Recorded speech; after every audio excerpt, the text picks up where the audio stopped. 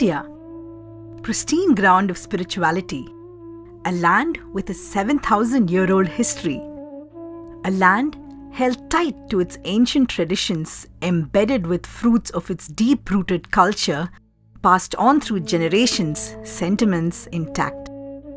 Despite having witnessed or belonged to this society with innumerable traditions, we lack the understanding of the logical reason behind several rituals and customs and brand them superstitious and meaningless. We have shelved away many of these anecdotes passed on by our forefathers with years of increasing westernization, a lot of it because of sheer ignorance. Have we ever wondered why certain things are devised the way they are? Why do we have specifications to every ritual followed?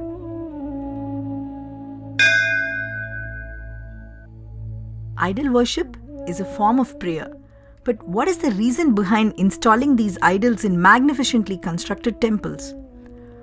What is the purpose of temples at all?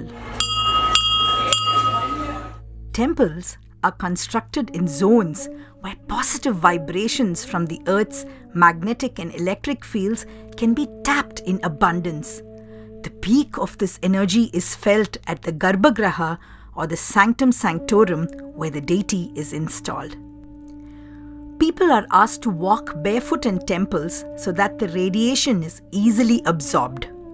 Men are advised to visit temples bare-chested as the human hair has the capacity to absorb positive energy. Women are asked to wear gold ornaments when they visit the temples, as gold is one of the best absorbers and radiators of positive energy. This is why many temple vimanas are made of gold too. We walk around the Sanctum Sanctorum to enable a state of equilibrium for the brain by its movement around a source of positivity.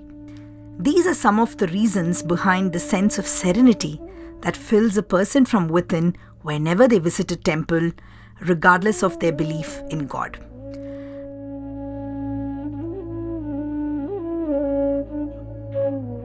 An unsaid rule from the ancient times is that the temple should be the tallest construction in that particular town or city.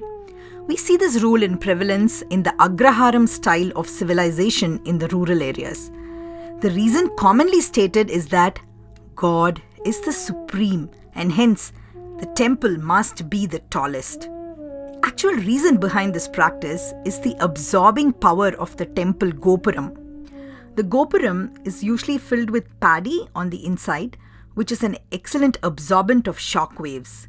Wherever lightning hits the village, the rays are diverted to the gopuram and the excess harmful rays are transmitted to the earth. Beneficial cosmic rays from the atmosphere are retained by the paddy and radiated inside the temple.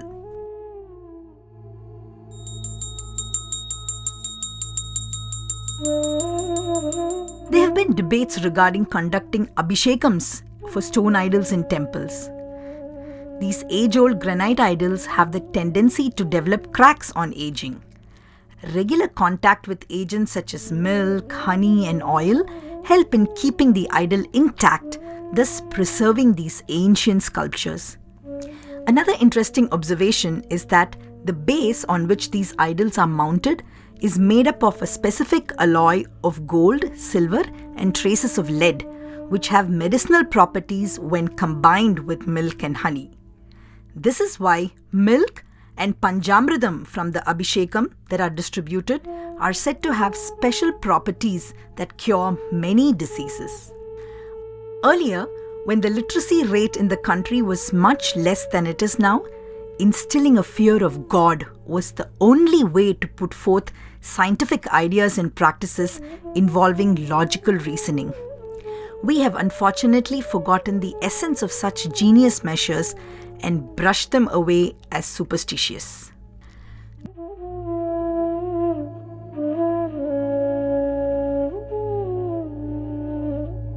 The Ganesha sitting beneath the peepal tree or the Arasa Mara Vinayagar is a widely popular deity of worship among women.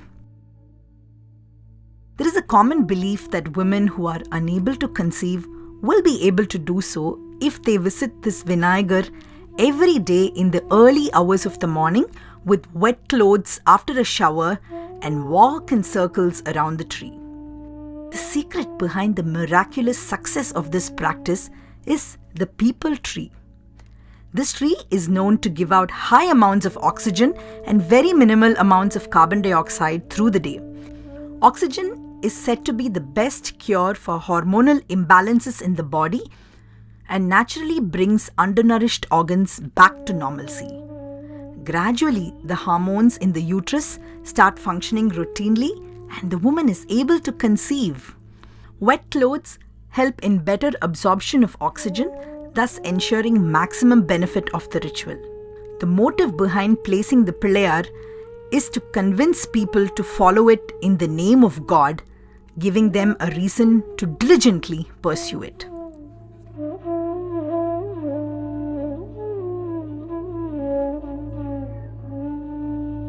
In Indian tradition, crows are given special importance as they are considered ancestors.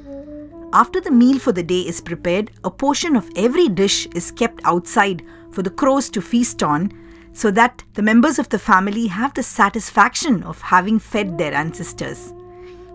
Are they really our ancestors, or have our forefathers just been spinning yarns? There is an interesting reason behind this age-old tradition. Earlier on, when there was no electricity and hence no proper light in the early hours of the morning, people were doubtful of the food they cooked. The crow, as we all know, is a creature that can eat almost anything and that which never refuses food. Interestingly, it can sense the presence of any kind of poison in food. It simply refuses food if it senses poison in it. People from the ancient times happened to use the crow as a tester for food smartly without harming it.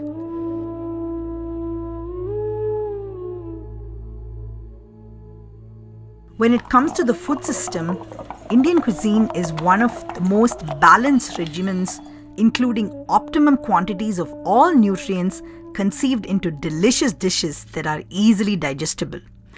Our ancestors even had appropriate meal timings devised to ensure proper and timely metabolism and digestion for adequate energy to carry out the task through the day.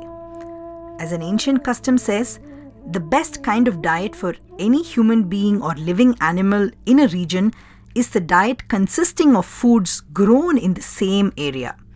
We have essentially evolved through the years to belong to a tropical climate and be accustomed to the foods and lifestyle offered by this region.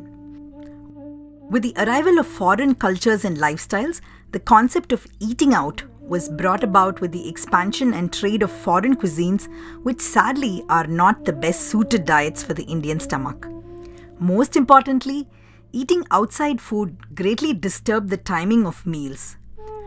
We may believe that the only consequences of ill-timed meals are acidity and gastroenteritis, but actually, the human body functions by a system of energy flow between organs.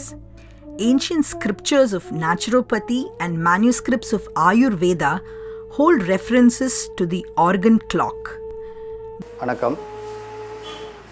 நம்மளோட உணவு மற்றும் வாழ்வியல் முறையில் ஆரோக்கியமாக வாழ்ந்துட்டு இருந்த நம்ம எந்த இடத்துல அதை தடம் மாறி இருந்தோம், தடம் மாறி நம்மளோட ஆரோக்கியத்தை இழந்துட்டோன்னு பார்க்கும்போது, முதல்ல ஆர்கன் கிளாக் வைஸ்னு 12 ஆர்கனுக்கு 24 மணி நேரம் தன்னோட பீக் ஹவர்ஸில் அது வேலை செஞ்சுட்டு இருக்கும்போது தன் கழிவுகளை அது ஒழுங்காக வெளி நீக்கிட்டு இருந்தது. அந்தந்த நேரத்தில் அதோட கழிவுகளை வெளி நீக்க நம்ம இடம் கொடுக்காததன் பேரில் அந்த கழிவுகள் அதிகமாகி டாக்ஸினாக மாறி பிளட் கெமிஸ்ட்ரியை கெடுத்து ஸோ அசிடிட்டிக்காக அல்கலைனாக இருந்த உடல்நிலை வந்து அசிடிட்டிக்காக கன்வெர்ட் ஆகிடுச்சு. அசிடிட்டிக்காக கன்வெர்ட் ஆன உடனே உடலால் அந்த கழிவுகளை வெளியேற்ற முடியாததுனால உடம்பு தன்னோட ஆட்டோ இம்யூன் சிஸ்டத்தை இழந்தது.